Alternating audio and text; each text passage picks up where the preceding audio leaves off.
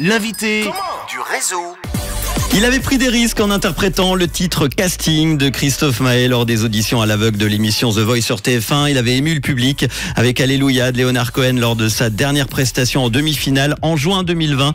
L'aventure The Voice s'est arrêtée pour Anthony Trice. Aujourd'hui, il est âgé de 25 ans. Il a fait son retour dans The Voice All Star. Et en tout cas, il est avec moi. Ça me fait plaisir dans le studio du réseau. Bonjour Anthony. Bonjour Manu, bonjour tout le monde. Merci d'être venu. Mais merci à toi. Alors en 2020, tu as participé à la 9e édition de The Voice. Tu avais bouleversé tout le monde avec ta prestation en racontant ta dramatique histoire personnelle avec ta sœur disparue 10 ans plus tôt. Qu'est-ce que l'émission a réellement changé dans ta vie ? C'est une très bonne question. Elle m'a permis, je dis toujours qu'elle m'a permis de croire en moi et puis de me donner envie de réellement être artiste. Avant The Voice, j'étais un chanteur de rue, de chambre, disons, puisque je postais mes vidéos bêtement pour montrer ce que je faisais. Et depuis The Voice, ça m'a permis de prendre conscience que ma musique était réellement appréciée et du coup d'avoir envie d'essayer d'aller plus loin que ma chambre. Alors tu avais fait partie de l'équipe de Marc Lavoine en 2020. Est-ce que tu as gardé des contacts avec lui ? Est-ce que tu as eu des contacts de sa part ? Alors j'ai gardé des contacts après mon élimination, quelques semaines, quelques mois après. Et puis après tout s'est éteint évidemment parce qu'il a une vie très chargée, j'imagine. Bah oui, donc, d'autres candidats arrivent, exactement, d'autres émissions forcément. Quel est le meilleur souvenir, Anthony, que tu gardes de ton passage dans The Voice ? Je pense que mon meilleur souvenir, c'est peut-être pas l'audition à l'aveugle, c'est la diffusion sur les réseaux de mon audition à l'aveugle. Ouais. Parce que j'étais tellement pas préparé à un tel impact sur ma vie, sur ma musique, disons, que j'ai pris vraiment une gifle monumentale en voyant les vues augmenter, les gens me contacter pour me féliciter. Voilà, je pense que c'est ça le meilleur souvenir. Alors après ton premier passage dans The Voice, il y a une émission qui a eu lieu sur une radio en France qui s'appelle RMC avec l'animateur Bernard Montiel, qui avait invité Christophe Maé. Absolument. Parce que tu avais donc chanté une chanson de Christophe Maé. On va réécouter un tout petit extrait avec une proposition de Christophe Maé. Toi, t'es où ? En Suisse, t'es où ? T'es à Genève ? Non, je suis plutôt vers Lausanne. Plutôt vers Lausanne. Parce qu'au mois de mars, là, je passe à l'Arena de Genève. Tu es le bienvenu et puis tu viens chanter avec moi. Hein. Voilà, donc c'était en mars 2020, il y a eu le Covid, ça a été reporté en octobre et là, le concert va avoir enfin lieu. Et est-ce que tu vas monter sur scène avec Christophe Maé ? Absolument, c'est la très grosse nouvelle de ces derniers mois. J'ai enfin eu contact avec Christophe Maé qui m'a confirmé que j'irai là le 17 octobre chanter Casting avec lui à l'Arena. Et qui confirme aussi que c'est un chanteur généreux. Absolument. Il aurait pu se dire bon maintenant on laisse tomber. C'est exactement ça, c'est ma très grosse surprise aussi puisque il s'est passé 2 ans, The Voice est retombé pour moi, voilà la pression disons est retombée. Je me suis dit voilà il a peut-être d'autres chats à fouetter, toujours en ayant l'espoir qu'il me recontacterait. Et puis voilà, il s'est passé 2 ans et finalement j'ai eu le coup de fil qui dit que je retourne à l'Arena avec lui. Donc ça va se passer très bientôt. La date, je l'ai plus notée. C'est le 17 octobre. 17 octobre, il reste des places d'ailleurs. Il reste quelques places, oui. Si vous voulez aller à l'Arena à Genève. C'est ça. J'imagine que tu as un peu la pression. Complètement. La répétition, elle va se faire le jour même, j'imagine. La répétition se fait le jour même. La petite anecdote, c'est que pour The Voice, j'ai dû chanter Casting en coupant la chanson, évidemment, puisqu'on doit respecter un certain laps de temps. Et que du coup, je suis pas vraiment au courant si je vais la chanter en entier, si je chante ma version. Du coup, il va falloir que je me prépare sur les 2 points ça sera la surprise ce jour-là, quoi. En dernière minute. Est-ce que tu as pu refaire de la scène des concerts avec le Covid ? Est-ce qu'on a pu te voir dernièrement quelque part ?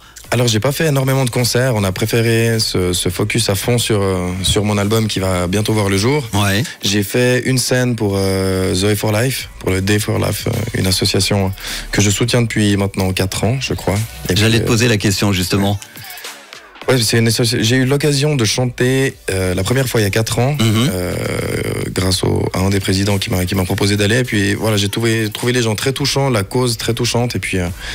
Voilà, l'association Zoé for Life qui soutient les enfants atteints de cancer et leurs familles. C'est important pour toi de soutenir ce genre d'association ? C'est important pour moi parce que à ma petite échelle, disons, je peux faire venir des gens, je peux faire vibrer des gens et ramener du soutien à ces enfants sans faire grand chose en fait, en faisant ce que j'aime. Et puis voilà, si je peux partager ce que j'ai en faisant presque rien, c'est très bien. Anthony Trice, c'est ça. Je voudrais que tu m'aimes également ces moments-là. Et puis Tu nous fais plaisir parce qu'il y a un single qui va sortir que le 15. Donc vendredi, la semaine prochaine, on a pris peur d'avoir en exclu. Ça s'appelle Je m'envole. On l'écoutera dans un instant en intégralité. Et vous allez voir, c'est super sympa. Restez avec nous, la deuxième partie de l'interview. Tu restes à mes côtés. On va faire une pause avec les 21 Pilots et David Guetta dans quelques instants. Anthony Trice est mon invité. On va parler de son actu, de son retour dans The Voice, un nouveau single, nouvel album qui arrive.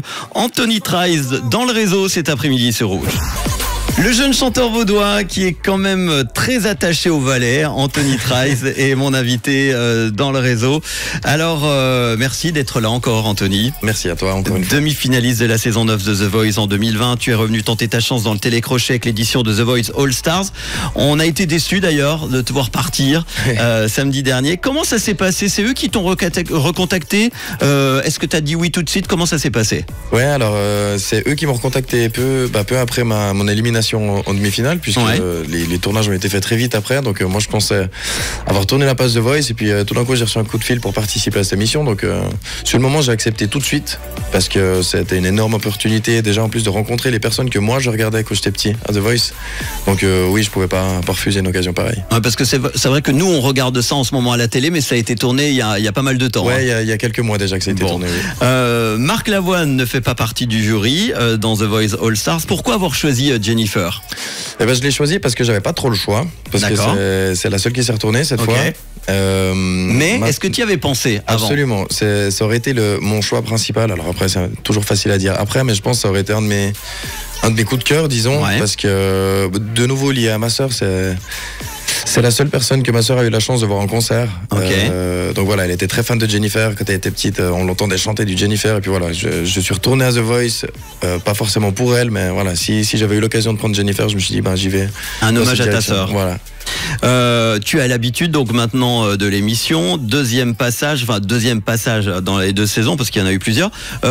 Tu étais moins stressé que la première fois? Comment ça s'est passé? Ou pire? Non, pas du tout, c'était pire cette année. Ah, vraiment. Pourquoi? Je pense le fait de justement rencontrer les grands que moi j'ai regardé quand j'étais plus petit, le fait de se retrouver dans cette Champions League de The Voice un petit peu, une pression monstre. On connaît déjà les retombées du coup des réseaux sociaux, comment ça se passe sur après un passage, disons, si on a des commentaires positifs, négatifs. Donc voilà, il y a tout ça qui a fait que c'était une pression énorme, et je me suis senti beaucoup moins à l'aise que la première fois, contrairement à ce que j'imaginais. C'est vrai que les réseaux sociaux maintenant c'est très important. Est-ce que tu as été couché? Non. Est-ce que non. Non, ça ne me regarde pas. Est-ce que tu as couché? Non. Ça on oublie.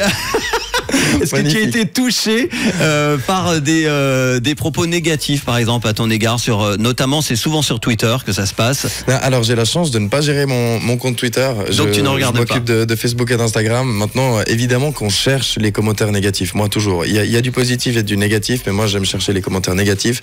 Et il y en a eu beaucoup. Ouais, forcément. Je suis conscient que cette année, j'ai pas été au top du top, mais voilà, ça a été une expérience de dingue.